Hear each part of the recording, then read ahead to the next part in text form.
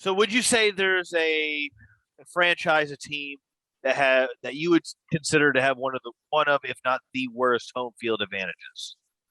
Who has the worst home field advantage as a team? Yeah. Who are the teams that you would say across the sports that have? Yeah, there was one or two in the past where their home really wasn't their home. And I'll tell you what, UCLA had a bad one in college football because they played at the Coliseum, and that was for USC. They never had one. We never could beat them. It wasn't our home. They put us in my brother told me, they put us in a locker room that was like that big, no running water, the whole thing. And then when we would play them they'd smoke us because we had to play in that building. It wasn't until we left to Pasadena that we got our own identity. We didn't have an identity. I mean, the Jets had that problem in the Meadowlands. It was Giant Stadium. Giant Stadium, yeah.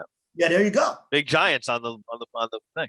Yeah. Board. The Jets were so bad. Once they left Shea Stadium, they were going to move to the West Side. And the West Side said, "We don't want you." How pathetic is that? They're like a homeless team. Nobody wanted them. It was unbelievable. I mean, they finally found a job. Oh, we'll come to New Jersey. Nobody will know us there.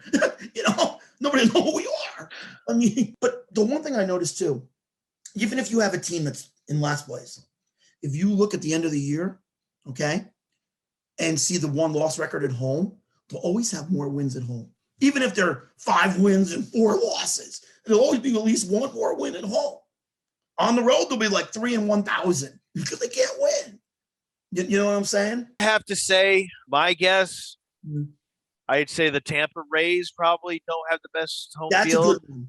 You got a lot of transplants down there. Even the Dolphins attract a ton of away. You get to the last half of the season, and the road fans that go to the Dolphins game, they bring a ton of people. Right. Because it's nice weather. They don't have the best home field. I'd say for baseball, I thought for a while the Mets didn't have a good home field. I thought for a while. No, Shea was pretty good. Just the Mets were so bad. But even at Shea, they played better than on the road. You're right, though. It could have been better. Could have been better. It wasn't too bad. The Mets always had good pitching and all. They just stunk because they couldn't hit, which is their problem now, by the way. They still can't hit. It's about hitting. And they don't look, they're second in the league in ERA. It's not the pitching. And Carrasco's coming back, and Syndergaard's eventually coming back someday. Or so I hope. I just think that they need more power hitters, and they've always needed. And so what do? The draft is the other day. They draft one of the best pitchers in college, but they didn't draft no hitters. They need some hitters. But yeah, you're right. Shea wasn't. I mean, when Chipper Jones came in, Shea was not friendly to the Mets. He owned that place. He named his son Shea after Shea Stadium. He named his own son Shea because he played so great at Shea. Yeah, and won't tell you how pathetic the Mets are. The Mets let him take the Shea Stadium sign once they knocked it down. Because why would you do that to somebody who's been beating on you like a bass drum his whole life? He's the enemy. What are you thinking? That's how pathetic the Mets are. I can't believe they did it. I think if you're in a place like Mystery added that one of Tampa's problems is the Tropicana Stadium is on the wrong side of the bay. Yeah. It's a much smaller draw. Yeah, I still think that orange place like Tampa, like the Orlando Magic's arena, they haven't been doing that great. Other fans will fill that place up. The kind of influx touristy places, they're more susceptible to weakening home field, in my opinion. Well, you know what? The Tampa Bay is not even in Tampa Bay. The stadium's in St. Petersburg. You're right. They should be called the St. Petersburg Rays because you're right. Yeah. You're right. But it's a little box stadium. It's old. And yeah, I mean, sometimes box stadiums work. It worked with the Yankees, but everything worked with the Yankees. But then I see like Seahawks. Yeah, you pack that place up. That's a great home field. Oh, well, it's not as good as it was. Well, also, I know. The King Dome was really good. I mean, it was enclosed and they had that loud. They had the fake fans cheering loud thing. And get the noise meter up. Yeah. And I mean, yeah, it was tough. And you're right, Seattle was tough. When they had that great defense, they were really, really good. The Seahawks, yeah. They're hard to win. And you know why else they're hard to win? Because it's the longest trip a team can make. Do you know it's like 3,000 miles in any direction, pretty much? It takes the wind out of you flying. It's like the Hawaii Rainbow Warriors. It's hard to play there. Yep. Tough. They're tough out when they're playing at home. Right. You got to fly so darn far, you're tired as heck. So, I mean, but it's way up in a corner, Seattle, and it's not easy to get to. It's really not. I mean, Mr. E added the kingdom literally fell apart. I know Honolulu, Right. It did. Hawaii was they had to get rid of that. They It's had to become, get rid of it. yeah. The Yankees had nightmares there. They couldn't play. Seattle would beat up. Griffey would kill them.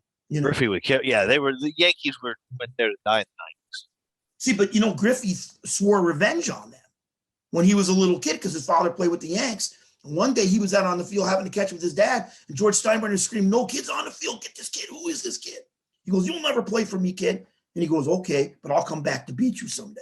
And he did. He never forgot that. Right? He definitely did, but he was a Yankee killer. Yeah, he was. But they never won anything, did they? No, they didn't because and those were good Mariner teams. They were good Mariner teams, but they only had Randy Johnson. They didn't really have a lot of other pitching. And Jeff Nelson was a great closer, though. He ended up really being big on the Yankees' runs with the Jeter teams in the late 90s. I loved him as a pitcher. I couldn't believe when the Yankees got him. I was really mad they got him because he was good. They never won it. And there were just better teams in the league at the time. They just couldn't. And the Yankees were one of those teams, So that's why. But the Yankees, why did they do what they did? I got to tell you, my friend, the chiropractor, John, he always texts me when the Yankees win. And, he's like, "Oh, they're the best ever. And Gary's the best catcher ever." And I'm like, "Well, I think Yogi was pretty good, but yeah, okay."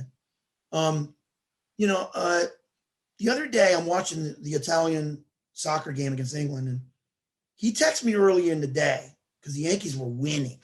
So what I did is I just flipped onto the Yankees for 1 second.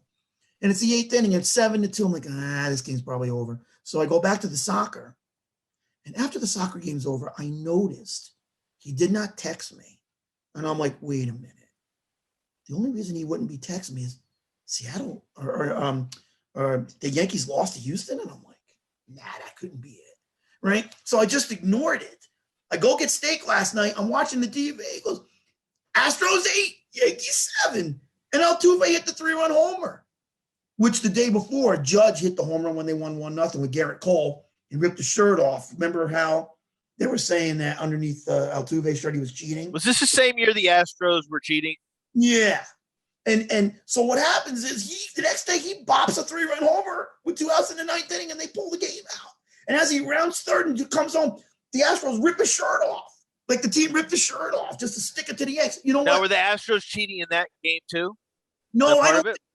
Well, they said that they were getting some signals, but my take on it is this, okay?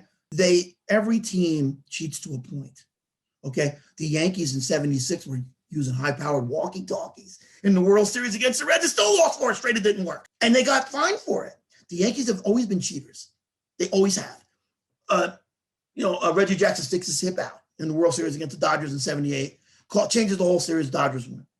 Brett Gardner smacks one down the line. It's clearly foul. The umpire calls it fair. Derek Jeter hits one over the fence. The kid sticks his glove over, interferes. He should have been kicked out, the kid. And the game should have been over. Ballmer should have won the playoff game.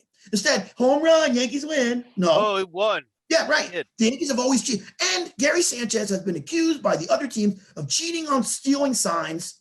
That's why he's throwing so many people out. Not because he's got a great arm. He's got a good one. But it's even better when you know they're going to run. He's been cheating. And that came out the year after the Astros scandal, after Cashman went, Astros, they're so dirty. Oh, no, you are. Where were you when you got caught when Sanchez was cheating with the signals? I didn't hear you say a word. You got quiet. The Yankees, I don't want to hear anything from the Yankees because they get every call, every umpire's call. It's a joke, Rob. And you know what? My argument is this. I don't care if Altuve knew what pitch was coming. You still got to be able to hit that pitch. He can pop it up. He can ground it out. He can strike out. He can miss it. He popped it over the fence. And he had nothing underneath his shirt last night when he popped that home and stuck it to him. The Yankees haven't won anything since 2009. And they're acting like little babies and acting like they're the ones that only can have, and the Astros cheat and they're bad. Please. They've won more than once. They didn't cheat the other years. Neither did the Red Sox when they kicked your tail, when they scored 16 runs, because that was never proven. That was just an accusation. Scored 16 runs at Yankee Stadium, they kicked your tail.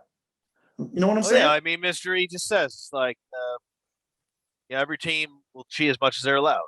That's right.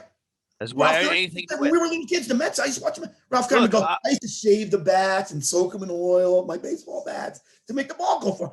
And I don't understand either, like the pitching thing. Every team knew they were going to make the ball heavier this year. They agreed to it. And all of a sudden, oh, the pitchers don't, oh, the ball is bad. Oh, there's sticky stuff on the ball. And that's why you're going to see with this new landscape in college sports, you're going to see these big alums connect to these programs, pool their resources with these companies, and basically they're going to start handing out big endorsements for the top players. Oh, you come play for this school, you get an extra 70 grand or something, whatever. It's going to be, we're going to see such a whole next level of cheating that I don't even know I can't even really envision how it's going to play out. You know what? The Yankees need to be quiet because they haven't won since 2009, like I said, and the Astros have. Maybe you're not cheating good enough anymore, Yankees. Maybe that's why you haven't won, huh? How about that? You know, it's a joke. I mean, they've actually accomplished something you did not. You only have one guy left from that team from 2009, and that's Brent Gardner. And you know what's funny, Rob? You think I don't know baseball? Even when I'm not watching it. Like the other night, I'm out and I'm playing with my little flip phone. Okay, and you got to erase messages after a while because it only takes so many. It tells you, start erasing messages. So I'm kind of glancing up at the game, right? And this is the first night against the Astros. And the game's no score in the sixth inning. And I'm like, the Yankees have one guy on with one out, right?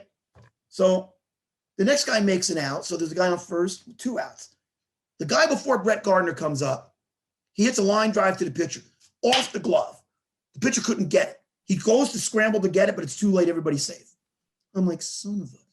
I see Gardner coming up, and I'm still erasing. I'm kind of half looking up. I go, you watch. He'll get a hit.